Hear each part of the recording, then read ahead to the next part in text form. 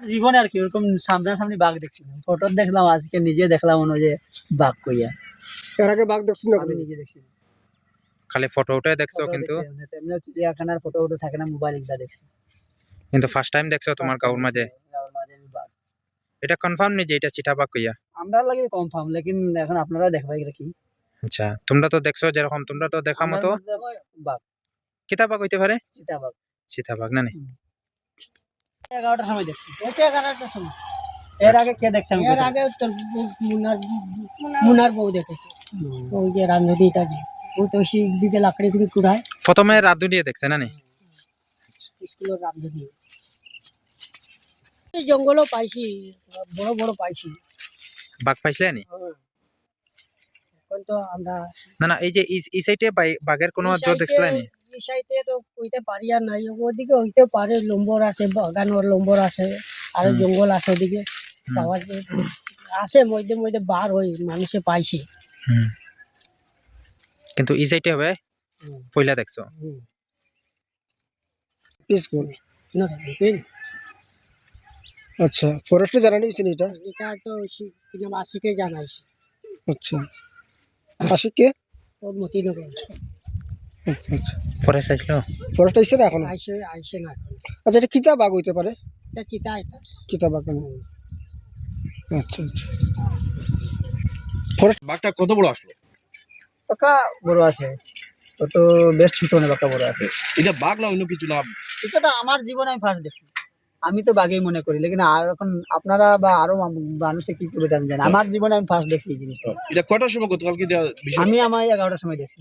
11টার সময়, মানে এই যে এই নালা, এই যে নালার নালার কিনারে পাওয়া পাওয়া গেছে। গেছে। আচ্ছা, এরপরে মানে বাঘটা আপনারা কি করছেন? এইখানে আমি তো গেছি কি 11টা আমার কারবারে, এর বাদে মানুষ শুনছি দা এখানে মাটি দিলেছে, কাষ্ট করলেছে। আপনারা কি ফরেস্টে জানাইছেন না এই বিষয়ে? মানে ফরেস্টের আমি তো জানাইছি না, অন্য কেউ জানাইছে তো আমি জানি না। আচ্ছা, এখন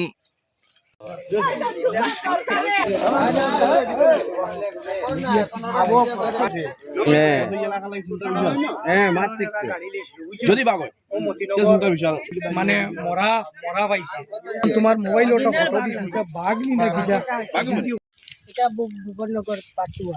আপনার নামটা কি আছে? নন্দলা সাউ। আচ্ছা, বাঘ তো আমরা তো বাঘ দেখি আর বাঘ নেই? হয় হয়, কি বাঘ হইতে পারে এটা?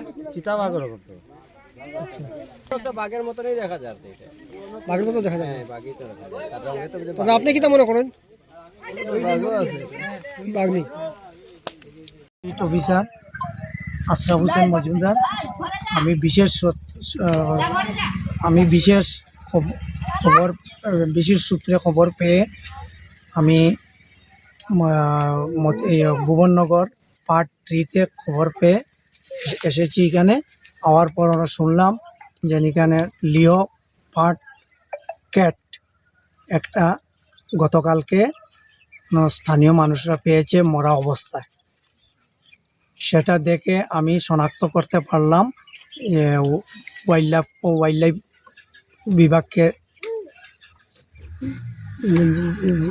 বিভাগকে জানিয়ে ওরা ওটা শনাক্ত করেছে যে এটা লিওপার্ড ক্যাট। এরপরে ওইখানে স্থানীয় মানুষ লইয়া আমি এখানে আপনার ডিসপোজ করে ওটারে সেখানে গাঁথা করে ওরা মাটি দিয়ে ওটারে করে দিয়েছিল।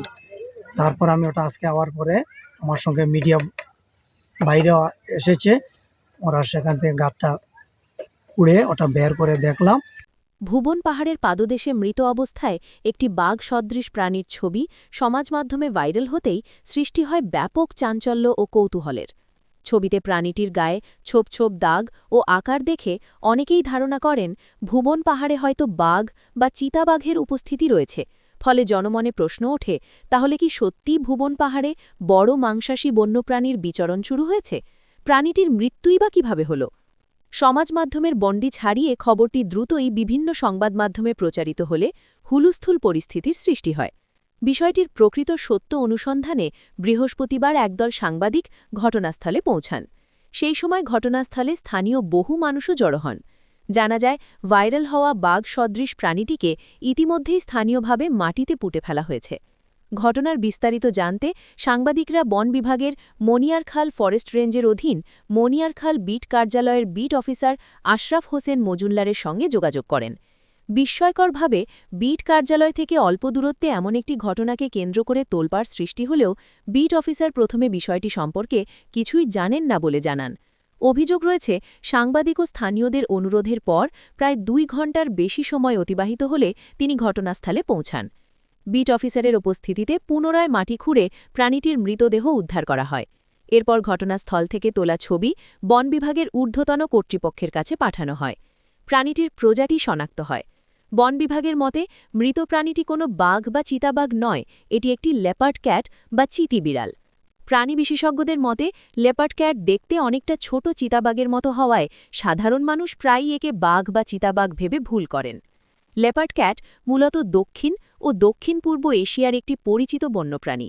ভারতবর্ষে এটি পাওয়া যায় উত্তর পূর্ব ভারতের প্রায় সব রাজ্যে, যেমন অসম, মিজোরাম, ত্রিপুরা, মণিপুর, নাগাল্যান্ডে পাহাড়ি ও বনাঞ্চলে দেখা মিলে এ জাতীয় প্রাণীর। এরা সাধারণত ঘন জঙ্গল, বাঁশঝাড়, পাহাড়ি এলাকা ও ঝোপঝাড়পূর্ণ অঞ্চলে বসবাস করে। নিশাচর স্বভাবের এই প্রাণী ছোট স্তন্যপায়ী, পাখি ও ইঁদুর জাতীয় প্রাণী শিকার করে বেঁচে থাকে। প্রজাতি শনাক্ত হওয়ার পরও কোনো ধরনের মরণোত্তর পরীক্ষা ছাড়াই প্রাণীটিকে পুনরায় মাটিতে পুঁতে দেওয়া হয় বলে অভিযোগ। এতে ক্ষোভ প্রকাশ করেন স্থানীয় বাসিন্দা ও সচেতন মহল। তাদের মতে প্রাণীটির মৃত্যু স্বাভাবিক না অস্বাভাবিক তা যাচাই করা বন বিভাগের দায়িত্ব ছিল। বিষক্রিয়া, ফাঁদ, চোরা শিকার কিংবা পরিবেশগত কোনো কারণে মৃত্যু হয়েছে কিনা তা তদন্ত করা প্রয়োজন ছিল। স্থানীয় একাংশের অভিযোগ, ঐতিহ্যবাহী ভুবন পাহাড়ের বনভূমি বহু আগেই কার্যত উজাড় হয়ে গেছে। আগাছা ও ঝোপঝাড় ছাড়া বড় গাছগাছালি প্রায় নেই বললেই চলে।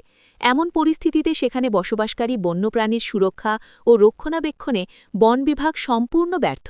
এর আগেও একাধিকবার ভুবন পাহাড় এলাকা থেকে বনজ সম্পদ কাটা ও পাচারের অভিযোগ সংবাদ শিরোনামে উঠে এসেছে। এবার একটি সংরক্ষিত বন্যপ্রাণীর মৃত্যুতে আবারও আলোচনার কেন্দ্রে এল ধলাই বিধানসভা এলাকার মনিয়ারখাল বিট কার্যালয়। উল্লেখযোগ্যভাবে লেপার্ড ক্যাট বন্যপ্রাণী সংরক্ষণ আইন ১৯৭২ অনুযায়ী সুরক্ষিত প্রাণীর তালিকাভুক্ত।